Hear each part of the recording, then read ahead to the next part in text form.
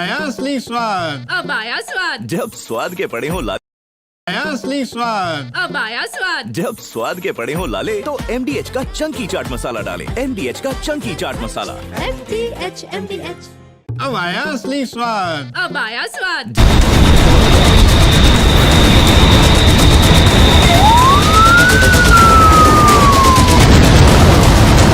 यह युद्ध का युग नहीं है।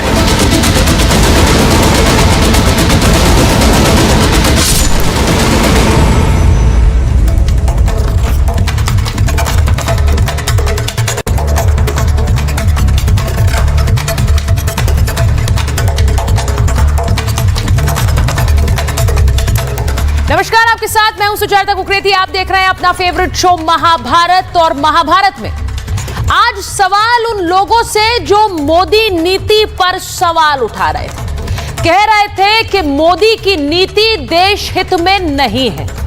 12 दिन तक ईरान इजराइल के बीच एक युद्ध चला है और इस दौरान प्रधानमंत्री नरेंद्र मोदी ने इजराइल के प्रधानमंत्री नेतन्याहू से भी बात की और ईरान के राष्ट्रपति पेजेश्किन से भी बात की।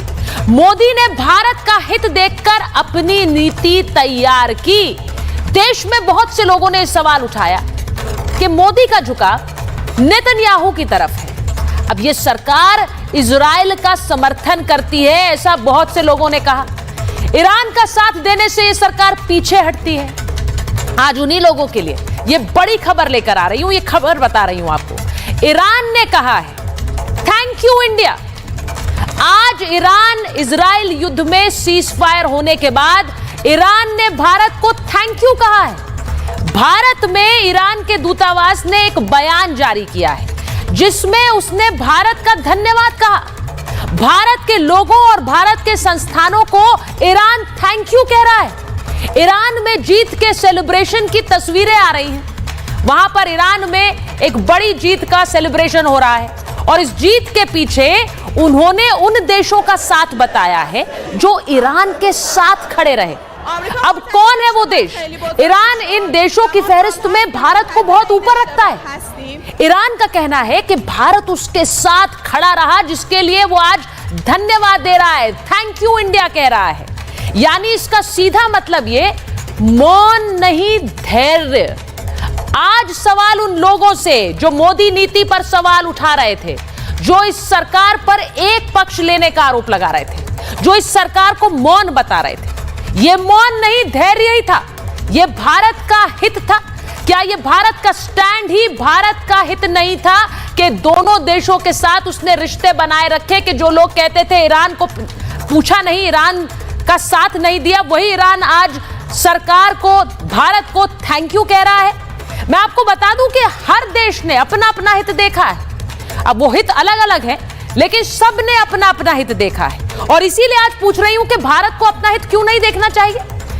ट्रंप को, डोनाल्ड ट्रंप को और अमेरिका को क्या चाहिए? डोनाल्ड ट्रंप को नोबेल चाहिए। वो हर बार कहते आए हैं कि मैं शांति करा रहा हूं, भारत पाकिस्तान मैंने सुलझाया, ईरान इजराइल मैंने सुलझाया, और इसीलिए मुझे नोबेल पुरस्कार मिलना चाहिए। तो खुद उनके शब्द थे।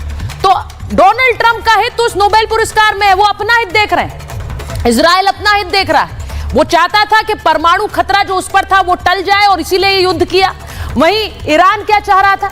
ईरान ने ताकत भी दिखा दी और सीज फायर भी कर लिया, यानी कि इस युद्ध को भी रोक दिया और अमेरिकी जो मिलिट्री बेस था उस पर हमला करके यह भी बता दिया कि हम में ताकत है और हम एक पूरा देश साथ खड़े हुए हैं अमेरिका और इजराइल के खिलाफ। और पाकिस्तान जैसा देश भी अपना हित देख रहा है, क्योंकि उन्हें तो पैसा चाहिए। वो चाहते हैं कि उन्हें पैसा मिले, इसीलिए वो भागते हुए फील्ड मार्शल अमेरिका भी चले गए, डोनाल्ड ट्रंप से भी मिला, ईरान का साथ भी दे दिया, फिर यू टर्न भी ले लिया, क्योंकि वो सिर्फ अपना हित देख रहा है। इसीलिए आज महाभारत में पूछ रही हूं कि भारत अपना हित क्यों ना देखे? और भारत का हित इन दोनों ही देशों के साथ रिश्ता बनाए रखने में था। इसीलिए आज ईरान भारत को थैंक यू कह रहा है। मैं महाभारत की शुरुआत करूं अपने मेहमानों के साथ, उससे पहले रिपोर्ट देखिए।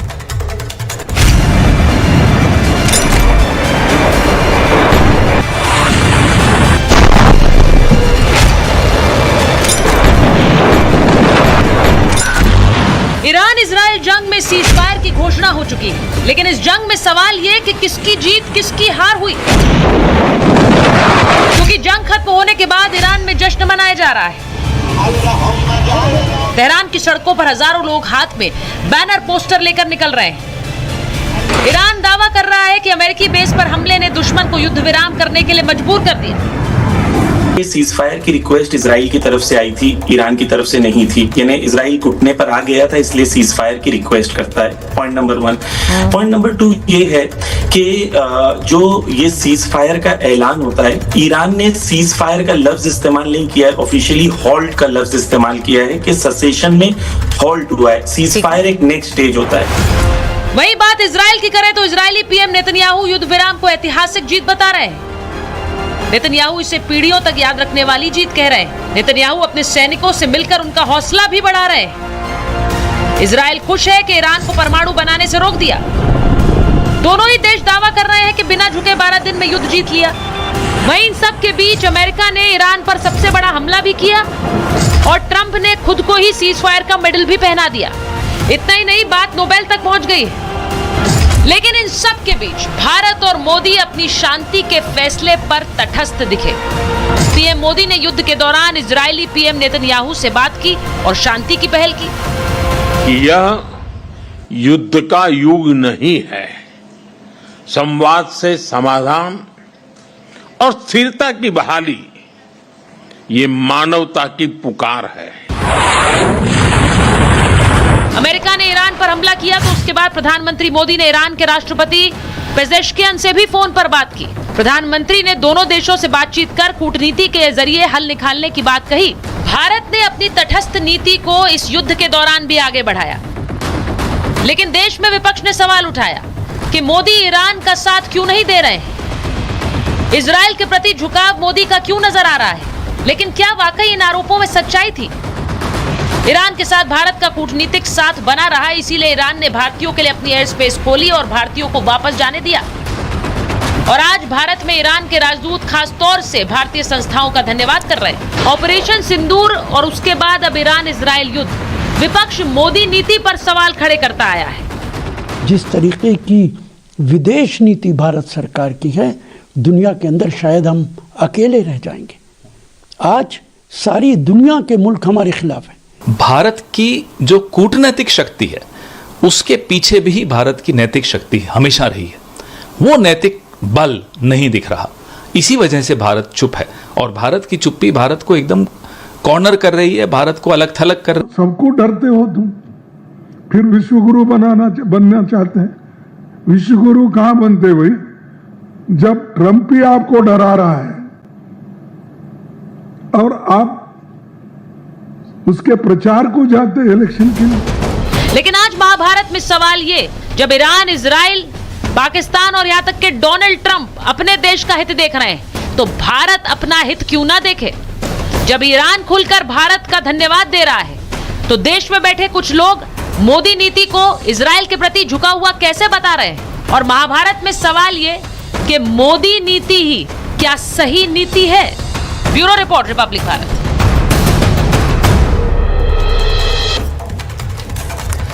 तो आज प्रधानमंत्री नरेंद्र मोदी की इस नीति की बात कर रही हूं, क्योंकि इस पर पिछले दिनों बहुत सारे सवाल उठे हैं। लेकिन प्रधानमंत्री मोदी ने एक संयमित नीति इस पूरे दौरान बनाकर रखी।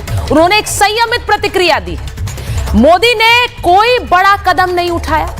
मोदी ने वेट एंड वॉच की नीति अपनाई। अब इस पर बहुत सारे लोगों ने सवाल उठाए, लेकिन जंग की परिस्थिति नाजुक थी और भारत के 2 स्टेक दांव पर थे। इसीलिए नरेंद्र मोदी और उनकी सरकार ने जो कदम उठाया, या फिर मैं कह रही हूं नहीं कोई कदम उठाया, रिश्ते बनाए रखे। 2 दांव कैसे थे, पहला ईंधन और दूसरा भारतीयों की जान बचानी थी। जंग बढ़ने से ईंधन की कीमत महंगी होती। भारत 86% तेल बाहर से मंगवाता है। ईरान में 11,000 भारतीय भी रह रहे थे, उन्हें भी सकुशल भारत वापस लाना था, जिससे वो जंग में सुरक्षित रहे। अब प्रधानमंत्री ने पहले सुरक्षा कवच दिया, इस सरकार ने भारतीयों के लिए ऑपरेशन सिंधु चलाया, और फिर मोदी ने इजरायली प्रधानमंत्री से बात की, फिर ईरान को अमन के लिए भी समझाया, ईरान के राष्ट्रपति से भी बात की, क्योंकि भारत पहले से कहता रहा है कि आज का युग युद्ध का नहीं है, बुद्ध का है। मोदी ने मौन नहीं, धैर्य का परिचय दिया है। क्या ये सही नहीं है? क्या मेरा ये कहना गलत होगा? मैं आज महाभारत में अपने पैनलिस्ट को इंट्रोड्यूस करूं उससे पहले यही सवाल पूछ रही हूं, क्योंकि जिस तरह का एक रिश्ता दोनों देशों के साथ बनाए रखा, आज सवाल उन्हीं से जो कहते आए नीति गलत थी और भारत अलग थलग पड़ गया है। मैं अपने मेहमानों का परिचय आपसे करा देती हूं। मेरे साथ एम्बेसडर दीपक बोहरा जुड़ रहे हैं। भारत की डिप्लोमेसी और भारत की नीति पर क्या राय वो रखते हैं उनसे जानेंगे। हमारे साथ स्टूडियो में फैज खान है, कन्वीनर है मुस्लिम राष्ट्रीय मंच के। हमारे साथ संजीव उनियाल है, आरएसएस विचारक भी हैं, राजनीतिक विश्लेषक भी हैं। विवेक श्रीवास्तव जी हैं, लेफ्ट के नेता हैं, राजनीतिक विश्लेषक हैं। सैयद जवाद साहब हैं, स्टूडियो में हमारे साथ आए हैं, पॉलिटिकल एनालिस्ट हैं। और अतिकुर रहमान साहब, मुस्लिम स्कॉलर, हमारे साथ जुड़ रहे हैं। बहुत बहुत स्वागत आप सभी का। मैं सबसे पहले अगर मैं जवाद साहब आप ही से पूछ लेती हूँ, आपने दो दिन पहले आप महाभारत में आए थे, आप कह रहे थे ईरान के साथ बहुत गलत कर रहा है, ईरान के साथ हमारी नीति बहुत गलत है, हमें ईरान का साथ देना चाहिए था, हमारे सांस्कृतिक रिश्ते। ईरान तो थैंक यू बोल रहा है, ईरान कह रहा है थैंक यू इंडिया। तो ईरान तो कह रहा है आपने साथ दिया, आपको लग रहा है साथ ही नहीं दिया, आप तो डिप्लोमेसी पर सवाल उठा रहे थे। जी सुचारता जी, बहुत बहुत धन्यवाद आपको और आपके सभी दर्शकों को मेरा जय हिंद, जय संविधान। देखिए, आज के मौजूदा युग के अंदर, देखिए मैं तो बार बार कह रहा था कि भारत सरकार का अभी एक स्टैंड क्लियर होना बाकी है, लेकिन बहुत से लोग जो हैं इजराइल के समर्थन में और ख़ास तौर पे आरएसएस के लोग जो हैं, आप एक तरफ फ्रेम में चला रही थी कि इजराइल के समर्थन में और दूसरे लोग ईरान के समर्थन में। तो हमें पहले पता है कि भारत के रिश्ते जो हैं, और मैंने कई बार वाज़ेह तौर पे कहा है कि ईरान के साथ कूटनीतिक स्तर पे अगर हम देखेंगे, क्योंकि अगर मिडिल ईस्ट को आप अगर देख रहे हैं, पूरे अगर मिडिल ईस्ट को आपको अगर साथ में लेकर के चलना है, तो ईरान के साथ भी आपको रिश्ते बाहर करना पड़ेंगे और बेहतर करना पड़ेगा। इसीलिए तो वो विंडो चलाई थी जवाद साहब, इसीलिए तो मैंने वो विंडो चलाई ईरान के साथ, इजराइल के साथ, क्योंकि भारत में एक धड़ा इजराइल के साथ खड़ा है, ये हकीकत है, और एक धड़ा ईरान के साथ खड़ा है, ये भी हकीकत है। लेकिन इसका मतलब ये नहीं है कि भारत सरकार ने अपना स्टैंड क्लियर कर दिया कि हम इस देश के साथ नहीं। देखिए, मैं दूसरी चीज है, आज की मौजूदा युग के अंदर लोगों के अपने अपने हित हैं, अपने अपने जो है रिश्ते भी हैं पर्सनल तौर पे, और कूटनीतिक तौर पे जहां तक बात करी जाएगी तो लोगों के अपने अपने जो मफादात हैं वो पहले देखे जाते हैं। अगर आप डोनाल्ड ट्रंप साहब को भी देखें तो कभी वो एक तरफ ये कहते हैं कि हमने सीज फायर करवा दिया, और दूसरी तरफ नहीं, आप तो मेरे मुद्दे पर आइए, आप मुद्दे से भटका रहे हैं, आप मुद्दे से भटका रहे हैं, फिर डोनाल्ड ट्रंप पर आ रहे हैं। मुझे आपका ट्रंप प्रेम समझ नहीं आता। आप बार बार डोनाल्ड ट्रंप की बात क्यों करने लगते हैं? मैंने सवाल तो सीधा पूछा आपसे कि ईरान थैंक यू बोल रहा है, आप कह रहे थे ईरान का साथ नहीं दिया, कह रहे थे कि नहीं कह रहे थे? बिल्कुल। 2 दिन पहले आप कह रहे थे ईरान का साथ नहीं दिया, ईरान थैंक यू क्यों बोल रहा है? क्योंकि एक धड़ा आपने खुद अपने टेलीविजन पे चलाया कि इजराइल का समर्थन तो उससे क्या होता है? नहीं, इजराइल का समर्थन इस देश में बहुत से लोग करते हैं, हकीकत है, ये आपको पहचानी पड़ेगी। भारत जैसे कि सुचारता हमेशा से जो है किसी गुट के अंदर नहीं थी, गुट निरपेक्ष थी। तो लेकिन आपका जो जेस्चर है, नहीं, आज मोदी नीति क्या है? आज मोदी नीति तटस्थ नहीं है। मोदी नीति क्या होती है? आज भारत की नीति होती है विदेश नीति। आज अगर प्रधानमंत्री नहीं होंगे तो उनकी जगह दूसरे होंगे। भारत की हमेशा से नीति है गुट निरपेक्ष रही है। वो पंडित जवाहरलाल नेहरू की देन है। यही पूछ रही हूँ आपसे, वो पंडित जवाहरलाल नेहरू की देन है। आज की नीति तटस्थ नहीं है। फैज खान साहब, एक बात बताइए, अगर मैं ये कहती हूँ कि भारत में एक धड़ा इजराइल के साथ खड़ा है तो गलत कहाँ कहती हूँ? अगर मैं कहती हूँ एक धड़ा ईरान के साथ खड़ा है तो गलत कहाँ कहती हूँ? लेकिन सरकार की नीति तटस्थ है, वो भी गलत नहीं कहती। बिस्मिल्लाहिर्रहमानिर्रहीम, रब्बिश रहली सदरी व यस्सिरली अमरी वाहलुल उक़दतम मिन लिसानी यफ़क़हू क़ौली। सर्वे भवन्तु सुखिनः, सर्वे सन्तु निरामया, सर्वे भद्राणि पश्यन्तु, मा कश्चित् दुर्भाग् भवेत्। आदरणीय सुचरिता जी, मैं भारत में रहता हूँ और भारत ने महाभारत देखा है। हमारे बाप दादाओं ने महाभारत का युद्ध लड़ा, कजिन्स की वो लड़ाई थी, 18 दिन तक चली, कोई लाभ नहीं हुआ अलावा मृत्यु और विनाश के।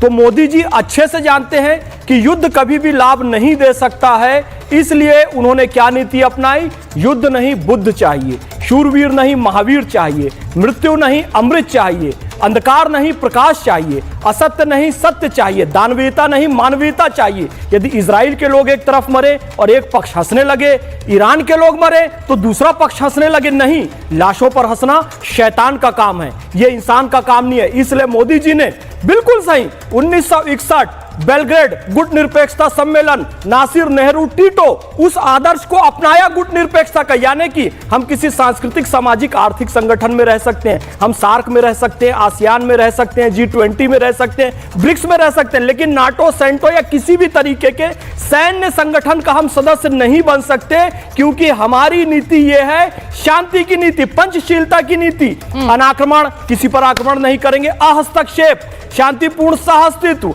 समानता और एक परस्पर एक दूसरे की संप्रभुता का और अखंडता का सम्मान करना, यह भारत की नीति रही है। वही प्रधानमंत्री नरेंद्र मोदी जी ने किया, कोई एक पक्ष नहीं लिया, उन्होंने बिल्कुल सही नीति अपनी। इसलिए आज इजराइल भी हमारे साथ खड़ा हुआ है। आज ईरान से ऑफिशियल बयान आ गया है, लेकिन हमारे देश के कुछ लोग कल ही जंतर मंतर में इजराइल के विरोध में कुछ लोग मतलब धरना प्रदर्शन कर रहे थे और कुछ लोग इजराइल के समर्थन में कर रहे थे।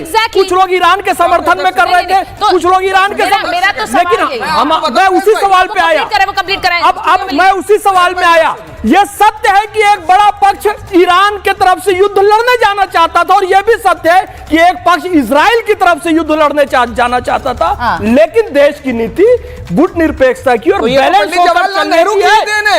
अरे तो मैं स्वीकार तो किया, नेहरू जी की देन है, थैंक यू बोलना चाहिए कि नेहरू जी ने सुनिए, इस देश की आने वाली नस्लों को देकर के गया है। बुद्ध की देन है, किसी एक नीति के ऊपर है, भारत की नीति है। भारत के जो आप याद रखिए, गौतम बुद्ध का सिद्धांत है, भगवान महावीर का सिद्धांत है। वो कह रहे हैं, सुनिए मेरी बात, वो ये कह रहे हैं कि गौतम बुद्ध की ये सोच रही कि पंचशील की सोच गौतम बुद्ध की सोच रही। प्रधानमंत्री कहते हैं युद्ध का नहीं बुद्ध का समय है। अब इसका क्या मतलब है? जब वो ये कहते हैं तो इसका मतलब यही है, आज अगर भारत का हित देखते हुए हर देश अपना हित देख रहा है और प्रधानमंत्री भारत का हित ही देख रहे हैं, जब वो इजराइल से बात करते हैं तो वो भारत का हित नहीं देखते हैं क्या? संजीव जी, मैं इसलिए पूछ रही हूँ, आप लोग चाहते, अच्छा एक बात बताइए, आप ये चाह रहे हैं कि ईरान के साथ खड़े हो जाए और इजराइल से रिश्ते खत्म कर लें? 10 सेकंड इजराइल से रिश्ते खत्म कर लें। जहां तक विरोध और समर्थन की बात आ रही है, पूरे यूरोप के अंदर, इनफैक्ट अमेरिका के अंदर भी आज फलस्तीन के समर्थन में लोग खड़े हुए हैं, ना कि इजराइल के समर्थन। पूरे यूरोप के अंदर जो है, पूरे यूरोप के अंदर इजराइल का विरोध हो रहा है, पूरे यूरोप के अंदर इजराइल का विरोध हो रहा है, पूरे मिडिल ईस्ट के अंदर जो है इजराइल का विरोध हो रहा है, पूरे अमेरिका के अंदर इजराइल का विरोध हो रहा है और समर्थन हो रहा है फलस्तीन का। आज भी और जो सीज फायर की बात करी गई है, मैं आपसे बड़ी जिम्मेदारी से कह रहा हूं, फिर मुझको बुलाइएगा। पे हिंदू और सिर्फ जेस्चरिंग है, बहुत जल्द पूरी नेटो। सुनिए रुकिए। आप ये कह रहे हैं पूरे देश में हो रहा है, पूरी दुनिया में हो रहा है, तो आप ये चाह रहे हैं कि इजराइल के साथ हम रिश्ते खत्म कर दें। वो वाली नीति, अभी थोड़ी देर पहले आपने कहा कि भारत का स्टैंड गुट निरपेक्षता का है, तो फिर आप उसी हिसाब से कैसे बोल सकते हैं कि इजराइल के साथ रिश्ते खत्म कर दें? हम तो गुट निरपेक्ष हैं, हम तो गुट निरपेक्ष हैं, तो फिर हम एक के साथ जाके कैसे खड़े होंगे भाई? मेरे किसी गुट निरपेक्ष का मतलब क्या होता है? एक लफ्ज में ये गुट निरपेक्ष का मतलब क्या होता है? गुट निरपेक्ष का मतलब क्या होता है? कि आप किसी गुट में नहीं है? हाँ, किसी गुट में नहीं। तो फिर आप क्यों कह रहे हैं कि इजराइल से रिश्ते खत्म करते हैं? जो स्टैंड है अटल बिहारी वाजपेयी का भी यही स्टैंड था, अटल बिहारी वाजपेयी की, इजराइल ने अरबों की जमीन पर कब्जा कर रखा है, गांधी के युग में जो है उसको हटना होगा। हमारी नीति जो है बाहर के मेहमानों पर जा रहे हो। एक मिनट, संजीव जी को लीजिए सर। संजीव जी और एम्बेसडर वोरा मुस्कुरा रहे हैं। एम्बेसडर वोरा, मैं आप ही से पहले पूछ लेती हूँ क्योंकि उसके बाद मैं विवेक जी के पास जाऊंगी, संजीव जी के पास जाऊंगी। अच्छा लग रहा है डिबेट में, जहां एक तरफ लड़ाई चल रही है, दो मेहमान बहुत खुश भी हैं, मुस्कुरा भी रहे हैं। एम्बेसडर वोरा, मुझे ये बताइए, भारत की नीति गुट निरपेक्ष रही क्या इस पूरे दौरान? आज की खबर क्या है? आज की खबर यह है कि सीज फायर हुआ है, भारत का बाजार उछला है, भारत का बाजार उछल गया है और भारत में तेल के जो दाम है वो स्थिर रहे हैं। ये क्या भारत के लिए फायदा नहीं है? भारत जब बार बार कहता है, दोनों राष्ट्रीय अध्यक्षों से बात करके कहता है कि इस युद्ध को खत्म कीजिए, डी एस्केलेट कीजिए, तो भारत उसमें डायलॉग की भी बात करता है और भारत अपना हित देखता है। देखिए ना हुआ क्या है, सीज फायर हुआ है, भारत का बाजार कहां पहुंच गया? Ambassador Vora. Thank you very much ma'am. जब भी आपके साथ होता हूँ आपके प्रोग्राम में मुझे बहुत अच्छा लगता है, बहुत कुछ सीखता हूँ आपसे और आपके मेहमानों से। मुझे 52 साल हो गए हैं डिप्लोमेसी में और ये मैं साफ दिल से कह सकता हूँ मैम कि आज जो भारत की कूटनीति है, डिप्लोमेटिक स्किल जो हमारी है, जो हम चाणक्य नीति अपनाते हैं, वो पहले मैंने नहीं देखी है मैम। 74 साल की मेरी उम्र है। आज हम लोग स्ट्रेटेजिक ऑटोनॉमी टोटली प्रैक्टिस करते हैं। इसके साथ उसके साथ ये हम अपना हित देखते हैं। दोनों जो देश हैं जो इस जंग में मौजूद थे, इजराइल और ईरान, दोनों के साथ हमारे बड़े तगड़े संबंध हैं। मैं आपको इतना बता देता हूं मैम कि बहुत देर तक हमने इजराइल के साथ संबंध नहीं रखे थे। फिर 1990s में मैं उस मीटिंग में था, वहां की एक प्रधानमंत्री होती थी, आपको नाम याद होगा, गोल्डा मेयर।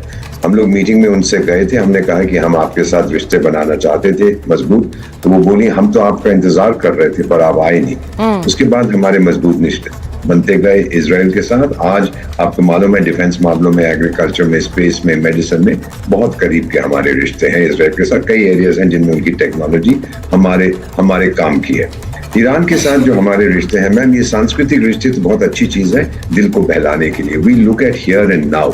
2025 में जो हम देख रहे हैं, हमने ये बनाना है IMEC कॉरिडोर, नॉर्थ साउथ जो ट्रांसपोर्ट कॉरिडोर हम बना रहे हैं, चाबहार पोर्ट की हम डेवलपमेंट कर रहे हैं। ईरान के साथ भी बहुत हमारे अच्छे रिश्ते, दोनों देशों में, ईरान में भी और इजराइल में भी भारतीय समुदाय के लोग हैं और दोनों ने हमारी मदद की है कि उन लोगों को हम वापस लाएं। किसी ने बाधा नहीं डाली। This is a Triumph of Indian diplomacy कि दोनों के साथ अच्छे संबंध रखे हैं हमने और दोनों से कहा है कि जंग से ना आपका फायदा होगा ना आपका फायदा होगा, आप इसको सुलझा लीजिए। अब जो इशू है वो बड़ा कॉम्प्लिकेटेड है, इशू कॉम्प्लिकेटेड है, लेकिन हम लोग हमेशा कहते हैं कि आप बैठ जाइए और बताइए कि आपकी क्या पोजीशन है, आपकी क्या पोजीशन है, फिर हम देखते हैं अगर कोई मीटिंग ग्राउंड बन सकती है।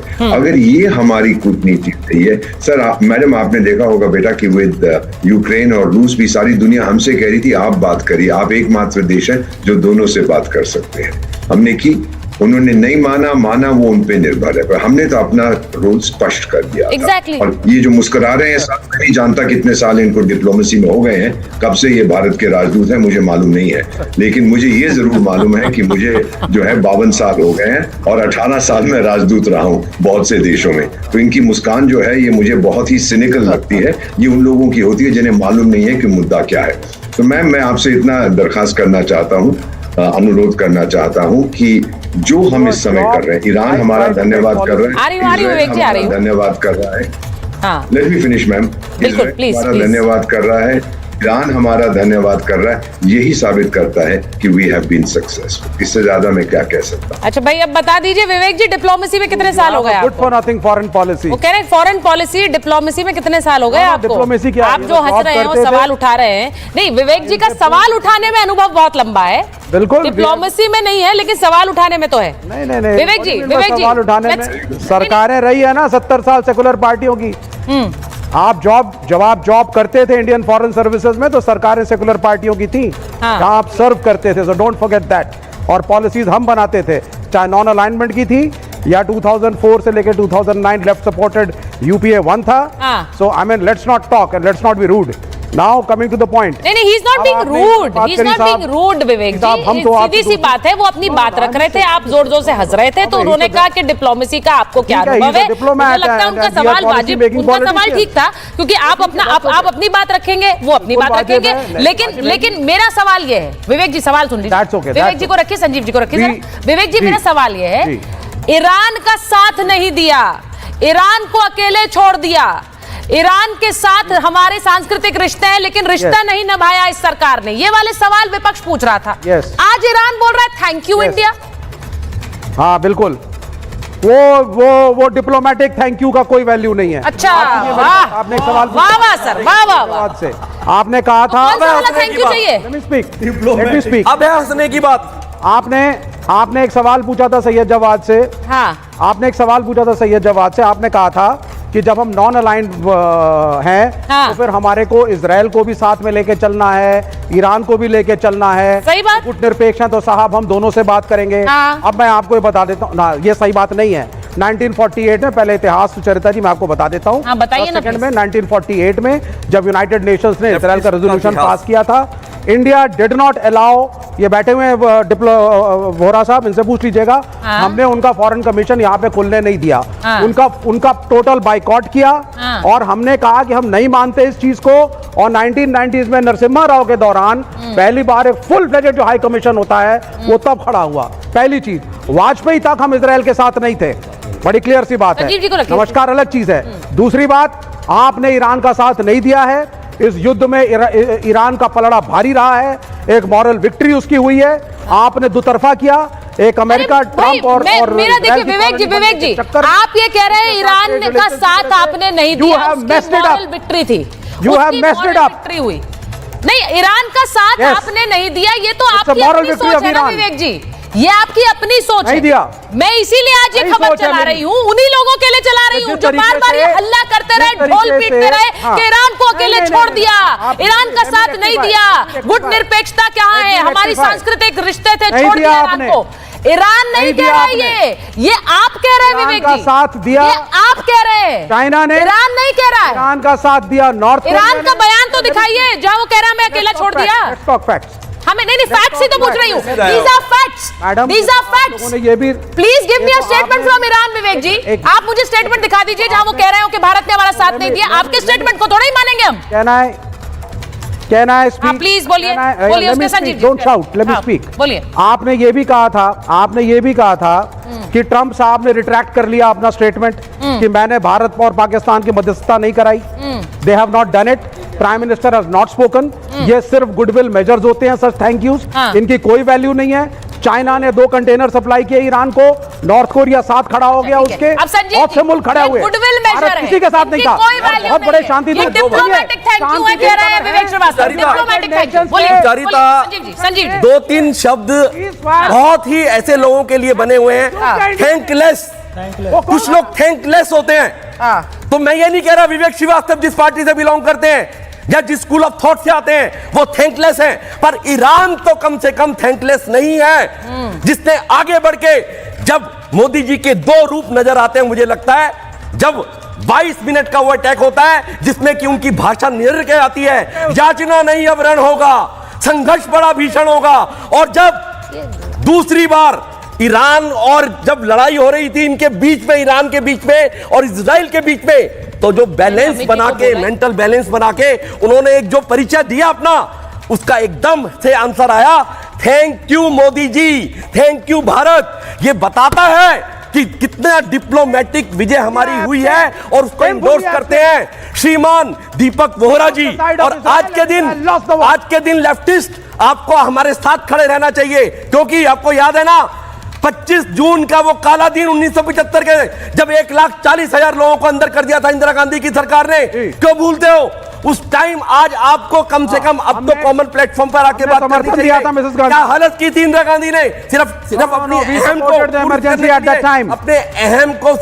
अपने अहम को पौष्टिक करने के लिए क्या किया था इंदिरा गांधी ने, ध्यान है ना आपको? और आज आप वही काम कर रहे हैं। देश में खतरा था। राजनारायण ने जब 6 साल के लिए उनको प्रतिबंधित कर दिया था, तो उन्होंने इमरजेंसी लगा दी थी। बहुत सारे नेताओं को थैंकलेस नहीं हो सकते। ईरान तो कम से कम देखिए मेरी बात सुनिए, रहमान साहब आ गए तो बताइए जरा मुझे। मैं एक चीज सुनिए मेरी बात, विवेक जी ने एक बात कही, डिप्लोमेटिक थैंक यूज का कोई मतलब नहीं है। अब जो भी स्टेटमेंट्स जारी होते हैं सरकारों की तरफ से, सुनिए ना विवेक जी, उन्हें डिप्लोमेटिक स्टेटमेंट्स ही कहते हैं। कोई भी देश अगर स्टेटमेंट जारी करता है वो डिप्लोमेटिक स्टेटमेंट ही होता है। आप कह रहे डिप्लोमेटिक स्टेटमेंट्स का कोई मतलब नहीं है, डिप्लोमेटिक थैंक यू का कोई मतलब नहीं है। इसके मुताबिक डिप्लोमेटिक ईरान थैंक यू बोल रहा है, उसके तो मायने नहीं है, लेकिन ट्रंप जो स्टेटमेंट दे रहे हैं मैंने कराया सीजफायर, उसके बहुत मायने हैं, उसकी बहुत वैल्यू है। इतनी वैल्यू है कि हम बार बार चीख कर उसको याद दिलाएंगे और कहेंगे देखो ट्रंप ने सीजफायर कराया है। मैं आपसे पूछ रही हूं विवेक जी, कौन सा डिप्लोमेटिक स्टेटमेंट मानते हैं? फैज साहब वो वाला मानते हैं जो इन्हें सूट कर रहा है। ये सही बात है कि नहीं है? वो वाला मानेंगे जो सूट करेगा, जो नहीं सूट करेगा वो नहीं मानेंगे। फैज साहब बिल्कुल जो इनको सुविधाजनक आ रही हूं। 1962 में चीन जब आक्रमण करे तो आरती की थाली लेके स्वागत करेंगे, चीन आ जाओ भैया भारत में कब्जा कर लो। वो उनको युद्ध नहीं लगता है और वो उनको डिप्लोमेसी नहीं लगती है। इतने बेशरम लोग हैं ये। जब देश के हित में बात आई इन लोगों ने देश का विरोध किया है। जब अमेरिका कह रहा है तो वो उसके दिल से लग रहा है उनको कि आसिफ मुनीर ने दिल से बुलाकर आसिफ मुनीर को खाना खिला दिया ट्रंप ने, वो सही लग रहा है। अरे वो तो एक कुत्ते को कोई मार देता है तो उसको भी पानी पिला देते हैं, उस हिसाब से बुलाया। और ईरान जब कह रहा है अपनी बात तो ये इनको डिप्लोमेटिक लग रहा है। अरे मेरे भाई जितने भी अधिकारी होते हैं उनको डिप्लोमेट्स ही कहते हैं। और नरेंद्र मोदी जी ने भी खुद ईरान को जब सलाह दी तो क्या दी थी? डी-एक्सलेशन, हाथ जोड़ के डायलॉग, 3 मंत्र उन्होंने दिए थे और यही मंत्र भारत ने विश्व शांति के लिए स्थापित किया। और अपनी सुविधा के अनुसार आप परिभाषाएं मत गढ़िए, जो सत्य है उसे स्वीकारिए। भारत ने पूरे विश्व को हाथ जोड़ के ईरान के और एक बात और, पंचशील और गुटनिरपेक्षता गौतम बुद्ध का मूल सिद्धांत है, जिसे नेहरू जी ने भी लिया, जिसे प्रधानमंत्री नरेंद्र मोदी जी ने भी लिया। ये मत बोलिए कि नेहरू जी का सिद्धांत ले लिया, ये हमारे देश के मूल में है। ये गौतम बुद्ध और भगवान महावीर का सिद्धांत है। भगवान सुनिए, एक संदेश मेरा सुनिए जो नरेंद्र मोदी जी ने क्या किया। एक नदी के जल के बंटवारे के लिए दो गांव, नरेंद्र मोदी जी की फॉरेन नीति फेल हो गई है। के लिए बुद्ध ने वहां ईरान जीत गया, आप इजराइल के साथ थे, आपका मुंह काला हुआ। तो लोगों ने कहा मानव का खून ज्यादा कीमती है, तो कहे पानी के लिए मानव का खून नहीं बहाओ। यही मोदी जी ने बुद्ध का संदेश दिया कि भाई मानव का खून ज्यादा कीमती है, अपनी जिद के लिए मानव का खून नहीं बहाओ। और दोनों देश ने इस बात को माना। मोदी जी का एक संदेश चला जाता, ईरान या इजराइल के पक्ष में पूरी दुनिया में हड़कंप मच जाता। मुझे ऐसा लगता पूरे है धैर्य के साथ हाथ जोड़ के डिप्लोमेसी के साथ नीति अपनाई, बस हाथ जोड़ा, सुचरिता जी पूरे विश्व को यह संदेश दिया। सरकार विवेक भैया एक मिनट चुप हो जाओ। उन्होंने भी my message, India's message to whole world, Iran and Israel.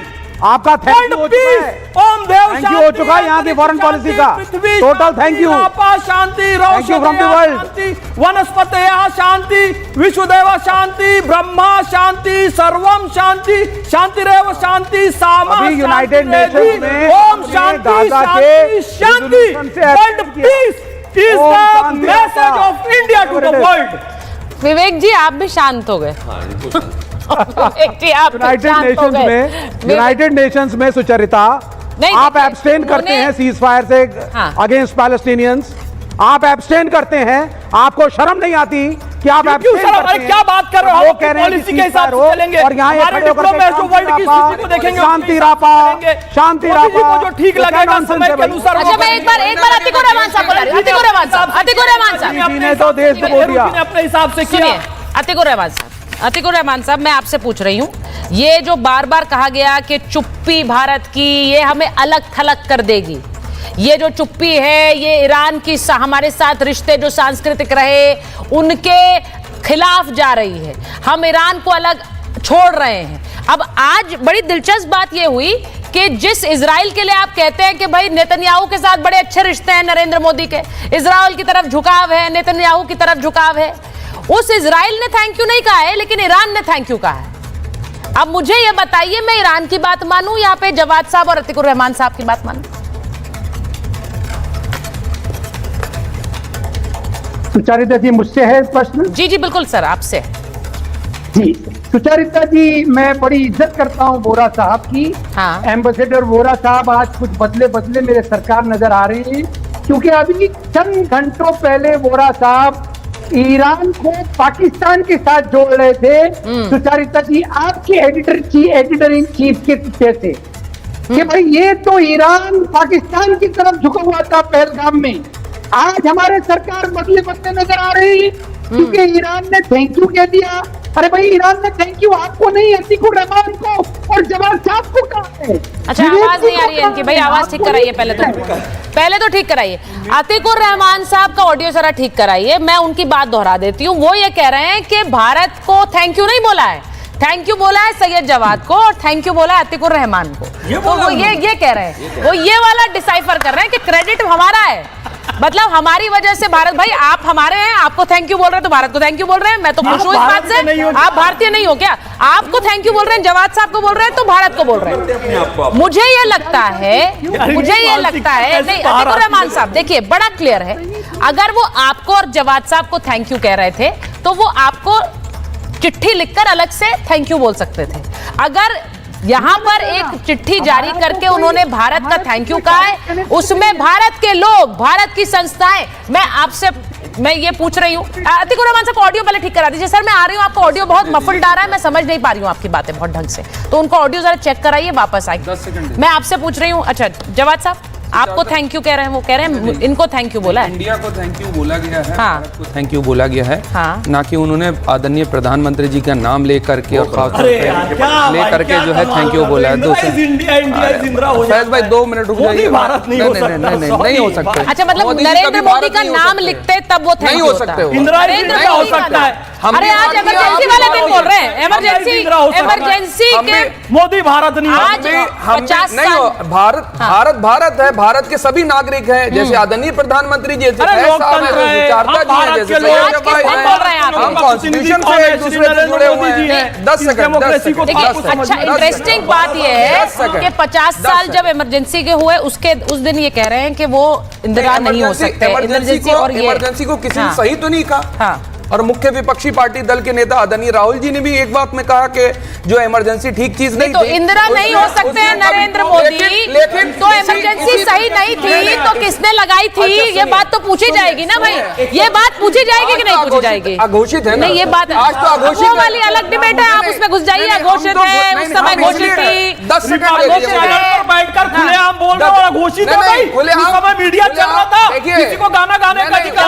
बताइए बताइए 19 महीने के लिए इस दौर में भी पत्रकारों को परेशान करा गया, इस दौर में भी करा गया। उसको जो है करें। सुचारता जी इसलिए कह रही है क्योंकि सुचारता जी रिपब्लिक भारत के अंदर है।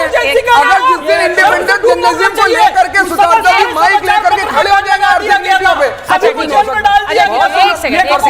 भाई सुनिए, आप दोनों इस तरह से बात करेंगे, मेरे व्यूअर को समझ आना चाहिए। मेरे दर्शक देख रहे हैं, एक मिनट, मेरे दर्शक संजीव जी, एक मिनट भाई, मैं अपने दर्शकों के बारे में सोचती हूँ, मुझे मेरी पूरी कोशिश होती है आपकी हर एक बात मेरे दर्शक तक पहुंचे, क्योंकि मेरे दर्शक ही तो सबसे अहम है इस शो में। वो देख रहे हैं आपको, आपकी बात जानी चाहिए।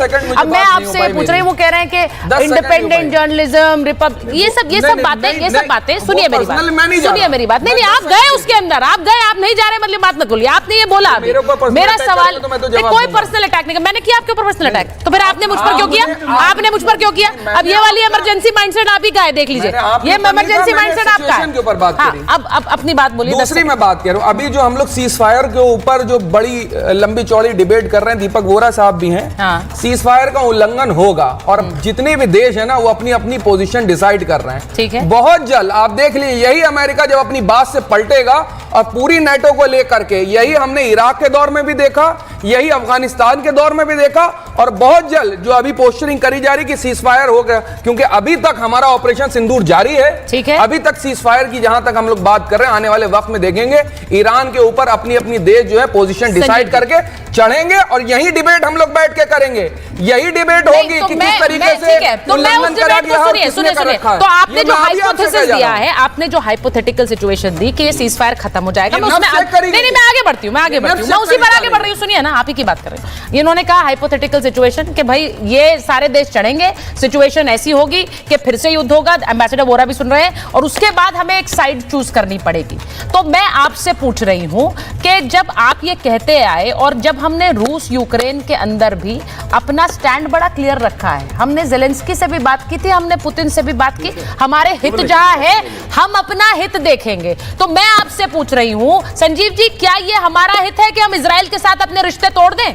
क्या इसमें हमारा हित है? इजराइल आज के समय में, आज के दिन, एक ऐसा देश जिसने ऑपरेशन सिंदूर में बिल्कुल क्लियर स्टैंड लिया कि वो भारत के साथ खड़े हुए हैं। तटस्थ रहना सबसे इंपॉर्टेंट है, और उसके लिए बहुत ही हमें जो है ना सावधानी से बढ़ना पड़ता है। और ये नीति के लिए मोदी जी जैसा एग्रेसिव व्यक्ति, जिसको मोदी जी को एग्रेसिव कहा जाता है, ही लीड्स फ्रॉम द फ्रंट, पर जब वो चुप होते हैं, जब वो शांति से होते हैं, जब वो अध्यात्म में जाते हैं, तो जब उनसे मिलने के बाद उनका दुश्मन भी उनके साथ बैठ जाता है। और ये एग्जाम्पल अपने आप में हम सबको बुरी बुरी प्रशंसा करनी चाहिए कॉमन प्लेटफॉर्म पर आकर, अतिकुर रहमान से लेकर बाकी सब लोगों को, कि वास्तव में कूटनीतिक जो राजनीतिक जीत, कूटनीतिक जीत है, वो मोदी की है सारे युद्ध में से, और इसको दीपक वोरा जी जैसे लोग एंडोर्स करते हैं। तो आज हम इस प्रोग्राम का जिस्ट और इस मोरल निकाल के जाते हैं कि हम न्यूट्रल रहेंगे जब भी जरूरत होगी, पर जहां जरूरत होगी हम उस तरफ जाएंगे और ठोक कर मानेंगे। अगर हमारे लोगों के ऊपर कोई इशारा करेगा, उंगली उठाएगा, तो मोदी जी बहुत बढ़िया तरीके से बढ़ रहे हैं। देखिए ना, मुस्लिम कंट्री होते हुए थैंक यू बोलते हैं, कितनी बड़ी बात है। मैंने कहा, इसीलिए मैंने कहा आज सुनिए, इसीलिए मैंने कहा कि जब 7 अक्टूबर का हमला इजराइल पर हुआ था, तब उसके बाद भारत ने उसकी खुलकर निंदा की थी और कहा था ये हमला आतंकवाद है, ये बिल्कुल बर्दाश्त नहीं होना चाहिए। तो इजराइल ने भारत का थैंक यू कहा, आपने कहा देखिए थैंक यू कह रहे हैं, आप तो इनके साथ खड़े हो गए। ये इजराइल के पाले में, इजराइल थैंक यू बोल रहा है। उसी तुलना से आज ईरान थैंक यू बोलता है, तो क्यों नहीं कहते आप ईरान के साथ खड़े हैं? क्यों नहीं बोलते हैं आप अतीकुर रहमान साहब? संजीव जी, आज संजय राउत जी ने आरएसएस के लिए एक स्टेटमेंट इशू किया है, आपने देखा? आप जरा जवाब दीजिए ना संजय राउत जी का। वो आपसे कह रहे हैं कि आरएसएस को ईरान से कुछ सीखना चाहिए, मोदी जी को ईरान से कुछ सीखना चाहिए कि वाहिद एक कंट्री ऐसी पूरी दुनिया में है जिसने ट्रम्प जैसे इंसान को मुंह तोड़ जवाब दिया है। ये होती है कूटनीति संजीव जी। और संजय राउत जी की बात का जवाब दे दीजिए। और आप आइए, मैं बोल रहे हैं मोदी जी को बात का जवाब दे रहा हूं। मुझे ये बताइए अतीकुर रहमान साहब, मुझे नहीं पता है कि फॉरेन पॉलिसी भारत की संजय राउत डिसाइड कर रहे हैं, पहली बात मुझे नहीं पता है। दूसरी बात ये मुझे प्रिंसिपली इस चीज से दिक्कत हमेशा रहती है कि वो लोग जो बाकी देशों की नीति को तो वाह वाह कहते हैं, अपने देश की नीति को गाली देते हैं, उन्हें हमेशा समस्या रहेगी सर, उन्हें हमेशा समस्या रहेगी। आपको अपनी नीति गलत लगती है, आपको लगता है भारत घुटने टेक रहा है, लेकिन ईरान खड़ा है। टेररिस्ट स्टेट है, उसके साथ देना। अक्टूबर 7 को अगर आपने कंडेम किया, ईरान की पत्रकार है, अपने देश के प्रधान का सपोर्ट करती है, अपने देश का सपोर्ट करती है, वो शेरनी है। ये सुचरिता जी बैठकर अपने देश के प्रधान का सपोर्ट करती है, अपने देश का सपोर्ट करती है, गोदी मीडिया है। दोहरा मापदंड, अपने देश की एंकर को, राष्ट्रवादी एंकर को आप मेरे साथ नहीं सकते, और शहर इमामी अपने देश के लिए काम कर रही, दूसरे शेरनी का है। इसी बात पर हमें आपत्ति है कि आप अपने देश के हक में नहीं बोलते। हाँ, आपको ये नहीं पता था स्टूडियो के अंदर एंकरिंग करते हुए बम चले थे? ये मानवता थी इजराइल की। इसी में कुव्वत नहीं हमारे स्टूडियो में बम बरसा दिए, पाकिस्तान के बावजूद भी अगर कोई हमारे स्टूडियो में बात कर रहा है तो आप इंसानियत का आपको राष्ट्रवादी है, देश के हित में बोलती है, देश के प्रधान के हित में बोलती है, तो वो राष्ट्रभक्त है। शहरी बाबू तुम्हारी रोल मॉडल है, कि सुचरिता कुकरेती तुम्हारी रोल मॉडल है। देश की मुझे ऐसा लगता है,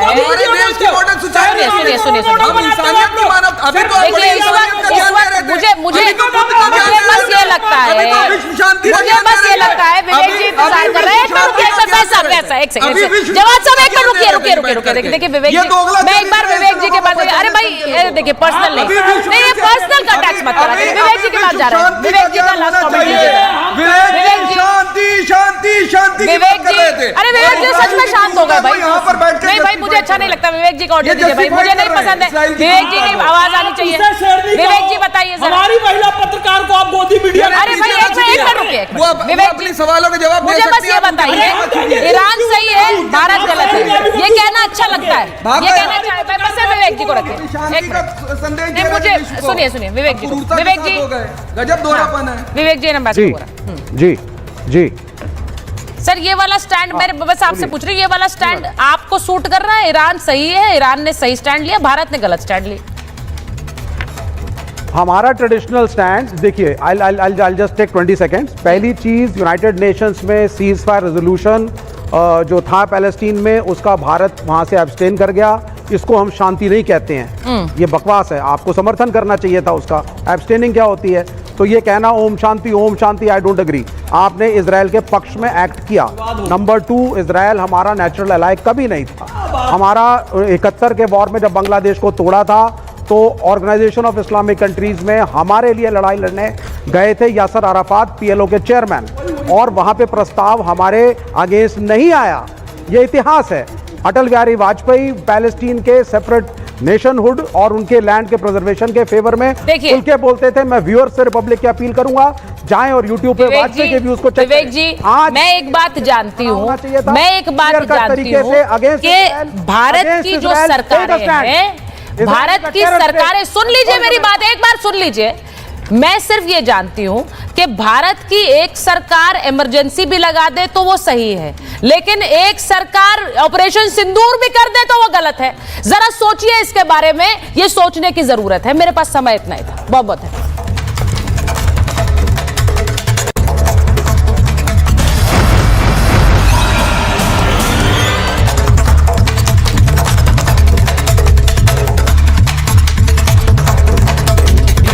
हल्दी हरी मिर्ची धनिया करे कमाल, ये रंग दे, ये खुशबू दे, ये तीखा, ये कम पड़े, क्या निराला MDH मसाला।